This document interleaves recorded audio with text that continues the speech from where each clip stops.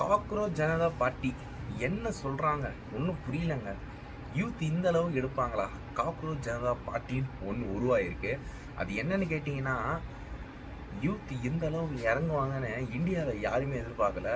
ராகுல்னு ஒருத்தர் உள்ளே இறங்கியிருக்காரு. காக்ரோச் ஜனதா பார்ட்டின்னு ஒன்று உருவாக்குறாங்க.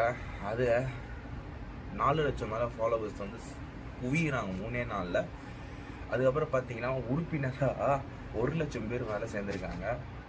இதெல்லாம் பார்க்கும்போது ஏதோ ஒரு மாற்றம் வேணும் இந்தியாவில்னு சொல்லிட்டு இருக்காங்க. இன்னொரு மேட்டர் என்னென்னா, தற்குறி சொல்லிட்டு இருந்தவங்க இப்போ சிஎம் ஆயிருக்காங்க.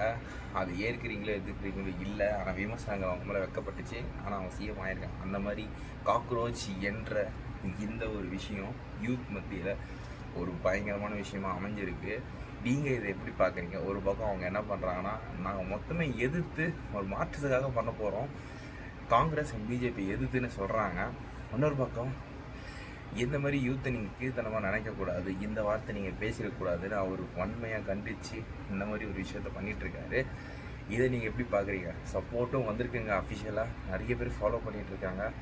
இன்னொரு மேட்ரு என்னென்னா, கங்கா ரிவரில் போய் இந்த காக்ரோச் ட்ரெஸ்ஸை போட்டுட்டு அந்த குப்பைகளெல்லாம் எடுக்கும்போது நிறைய விஷயம் போயிட்டுருக்கு. ஒன்றும் என்ன நடக்குதுன்னு பார்க்கலாம். சிறு அரைக்கிற மாதிரி வந்துக்கிட்டே இருக்கும் காக்ரோச் ஜனதா பார்ட்டி.